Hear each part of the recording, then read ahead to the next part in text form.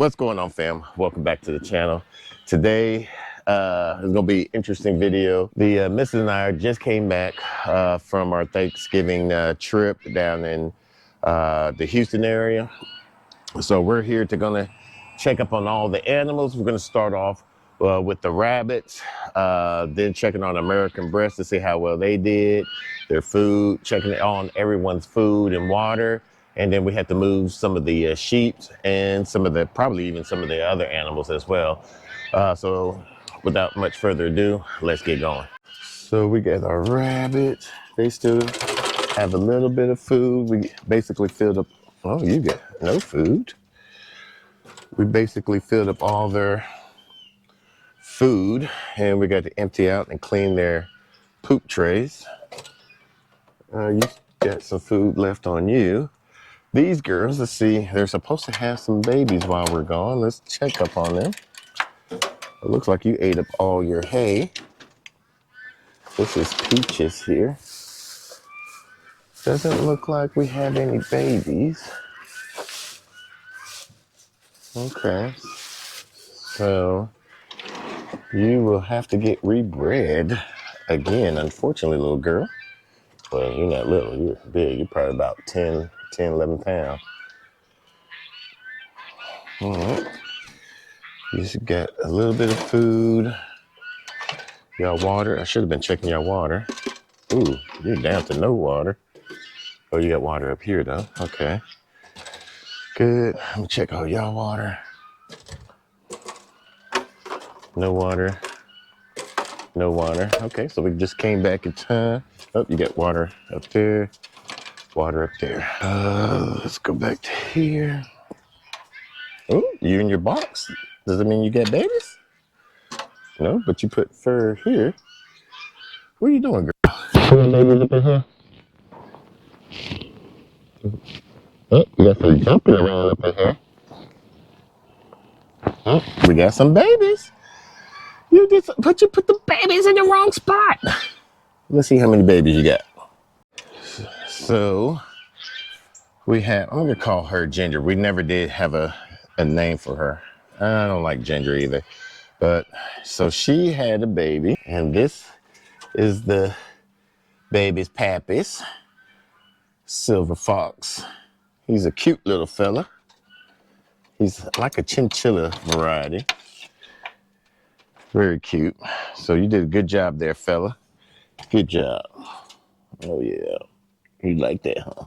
You clear out your box. All right, so you're good with food. These two girls, Peaches and this one, they're going to have to be bred again today. We'll probably breed them this afternoon or after all these chores are done. So we were gone. We left Tuesday night. So before we left that Tuesday morning, we basically filled up all their feeding trays, their feeding troughs, and filled up all their waters and gave them double water bottles just to help them out. With the temperatures being as low as it is, the water isn't frozen, which is good. If you see me kind of holding my arm, me and my nephew had a little tussle over the holiday weekend, and I think I sprained it or popped a ligament. So I'm gonna be kind of protecting it.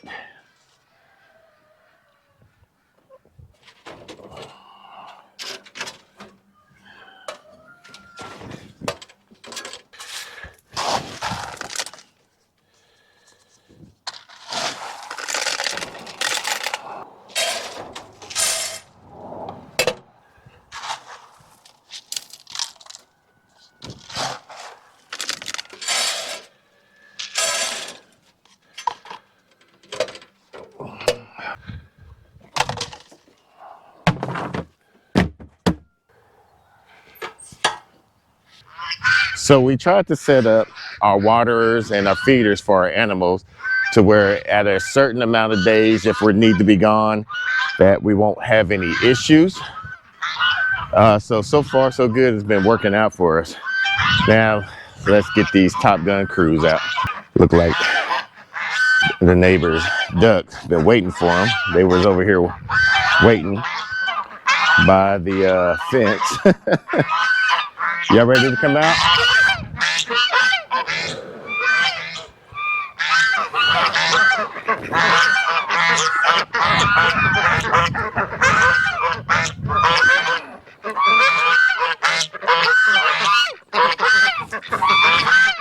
Let's see, we got 4 geese, Kevin, Grace Jones,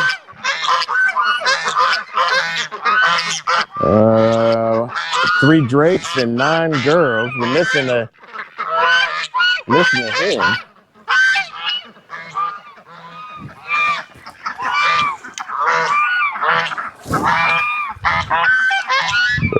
Let's see if I can find her. All right, looks like there's a lot of feathers right here. And oh, yeah, it's probably the sickly one.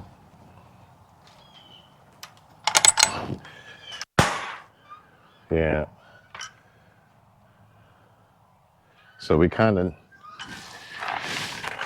noticed that she wasn't acting right before we left. Oh,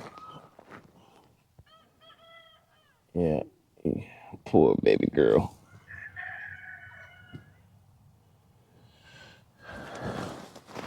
So our Welsh Harlequin hen didn't make it. So that wasn't a good thing to come home to. Well, so we had some births and a death so far. I'm moving some of these.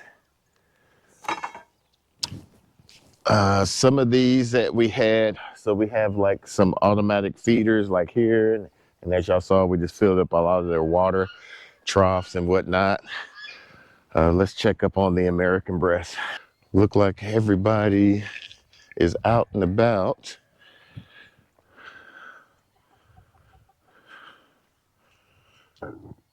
Down on food, and the water is low. Let's see, this is another feeder that we provide for them. We got these from the big box stores where you can just get a trash can. Got plenty of feed here. Oh, you don't got no water in there, but I do have water in there. I'll top y'all off on that. So technically, they are going to be switched over to the fermented corn. We're going with the, I guess you could say, almost like the French method. But the only difference is, let me move y'all hutch, because I know y'all hutch is filthy.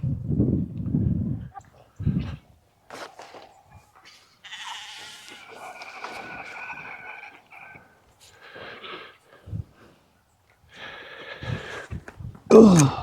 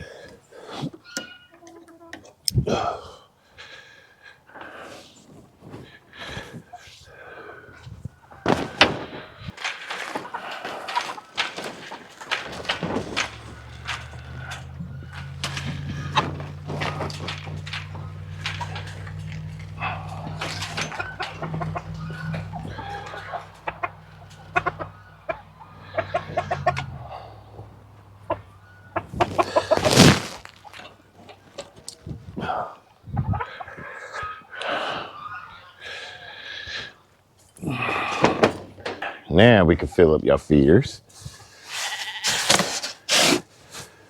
So what we are, since they have 2 more weeks left, what our plan to do is a modified French method.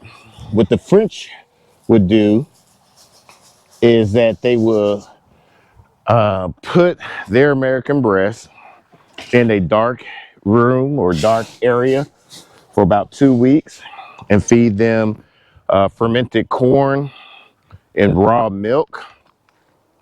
And what that's supposed to do is supposed to have their chicken meat, the meat of the chicken, marble into almost like a red meat. So what we're going to wind up doing, however, we don't want the fact that we want to seclude these guys. We still want to be pasture raised. So our main goal with all our animals is to help improve the soil, have them help improve our soil. So we want to keep them out on our pasture and putting their poop and all their poop and all this other stuff scratching up into the ground, help aerating and whatnot to help improve our soil, which is going to improve our grass, which eventually will be feeding them because they will be eating the grass. All right, so the water hose is, the line is kind of frozen up. Like I said, it is close to freezing temperature, probably with the wind going over through the hose, causing it to freeze up. So what I've did right now is I just have it filling up in one of their buckets there, I guess it's called platoon or fisoon, whatever bucket. So it's going to be a slow drizzle. While I'm waiting for that, we can move the sheep.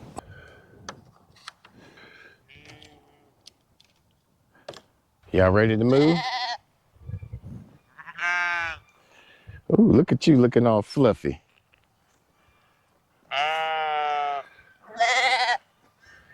Let's see, do we got all our sheep? 1, 2, 3, 4, 5, 6, 7, 8, 9, 10, 11, 12, 13, 14, 15, 16. All right.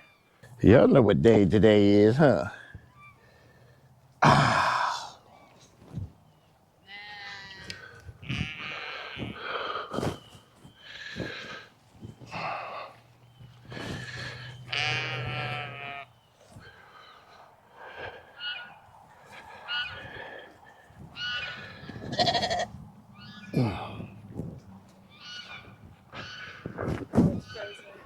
Yeah, it's the same with the other lines. Yeah. Does it do a slow drip? Yeah. All right. Ooh, even socks. You look kind of thick. All your winter coat on.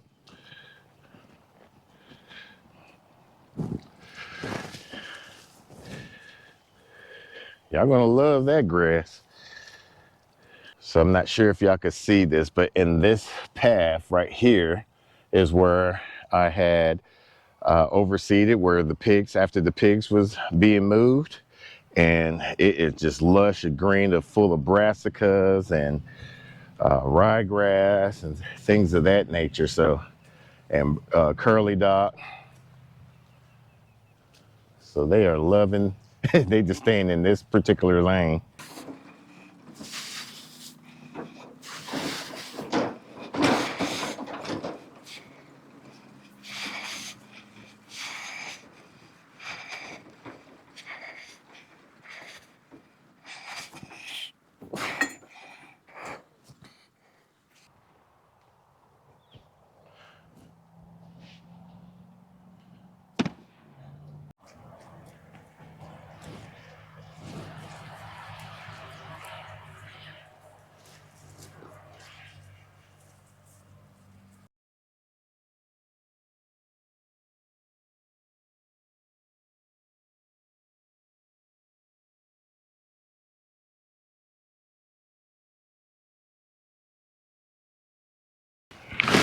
So we have their stuff all set up.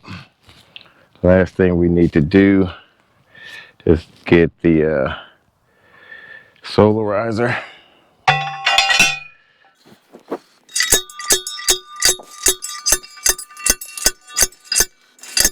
Next is the grounding rod. Oh.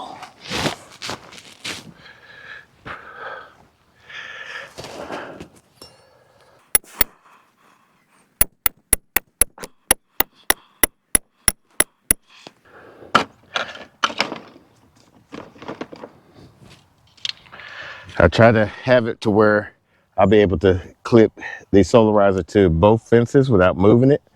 So on the next move, all I have to do is keep the grounding clip onto the grounding rod and just switch it. Now we just need to test it out to see how hot the fence is.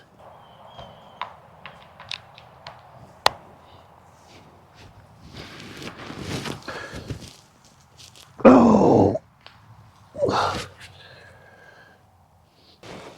All right, so we're roughly 6.4, 6.9, 6.7, 6.8, 6.5. So I'm okay with that.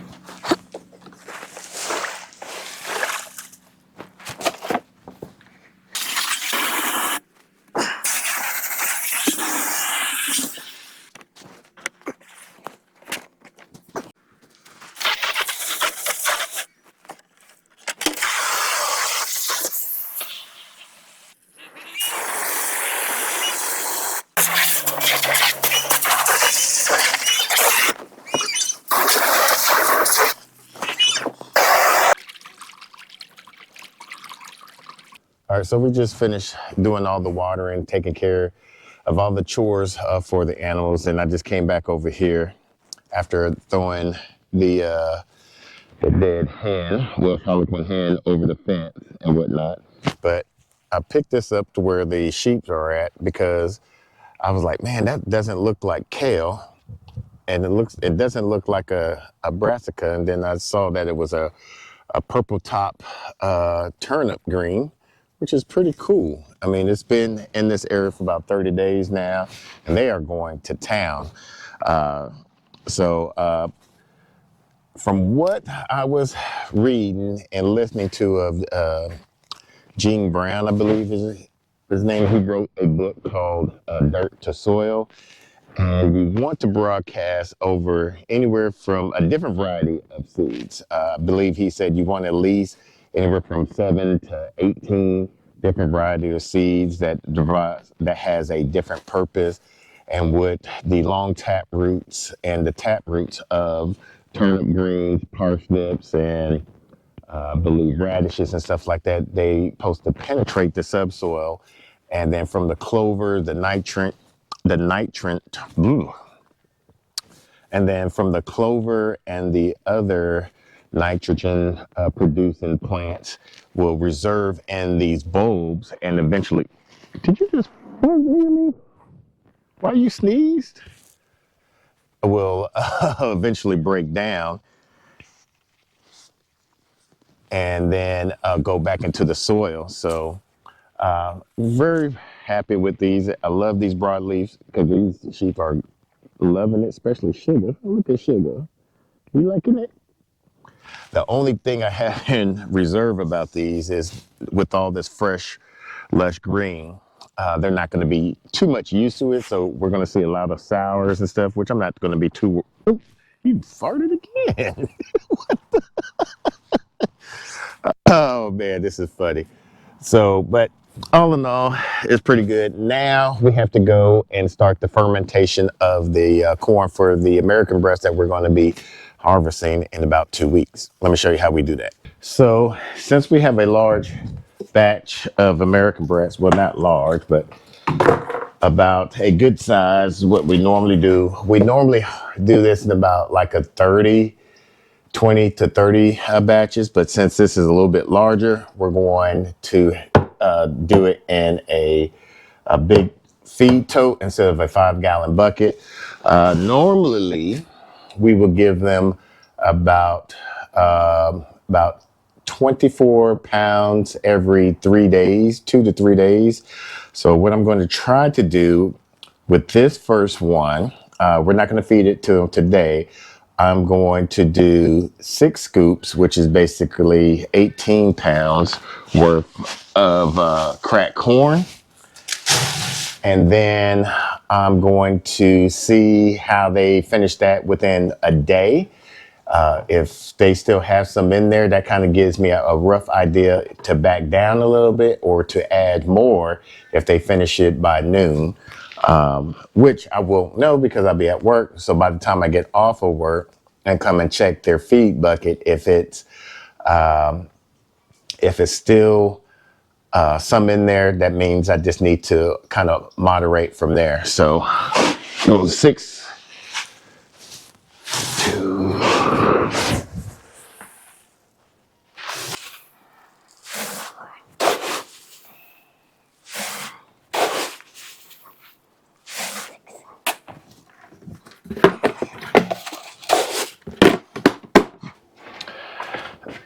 now for the gallons of milk. We got this from a local farm. We're grateful to have that. We want to try to cover this as much as possible.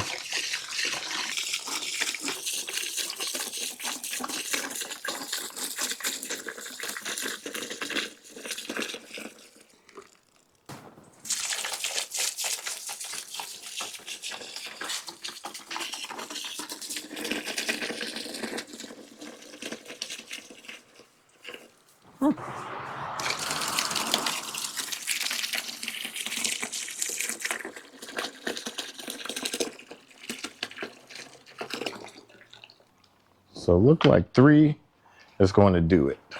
So we'll put these other ones back.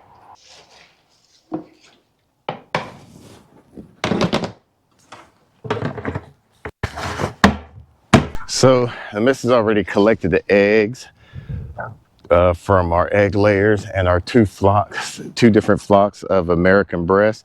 Said we got a good amount of eggs, which I'm surprised of due to the weather and whatnot. So with that, it's good that we got enough eggs. We actually are about to start sorting those out, or she's about to start sorting those out, and we're going to drop those off at one of the stores. They were saying that they were low on eggs, and we told them that we were out of town, but once we get back in town, we can have them another shipment of eggs, or delivery of eggs, I guess you can say. But that's what we do when we're trying to go out of town. We try not to go out of town for a long period of time. We try to stay at about 3 to 4 days, nothing much longer than that. I think this has been the longest that we've been away from the farm, and it turned out pretty good. We had 1 fatality, but 4 births on the property. So 1, we kind of knew that she was kind of going off. I tried to add some B12 and apple cider vinegar. B12 in one of the waterers of the waterfowls, and B12 in another one, along with another water trough. I did the red mint conditioner along with the salt, thinking that would possibly help her out. And not just her, but the other waterfowls. We're interested, how do y'all take care of your farm once you're going away, if you ever go away? Do you have a farm sitter? Is it something, system in place where you don't have to worry about your animals for a certain amount of periods of time?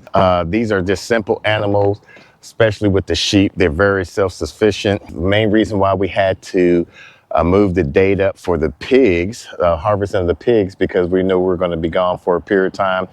If it wasn't the holidays, we could have got a farm sitter to take care of the pigs, but We knew that we were going to be gone a little bit long, and it was the holidays. We didn't want to trouble somebody. That's why we moved it up. So that's what we do on our farm. And what works on our farm possibly might not work on your farm, and vice versa. What works on your farm possibly might not work on our farm. Until the next video, let's grow together.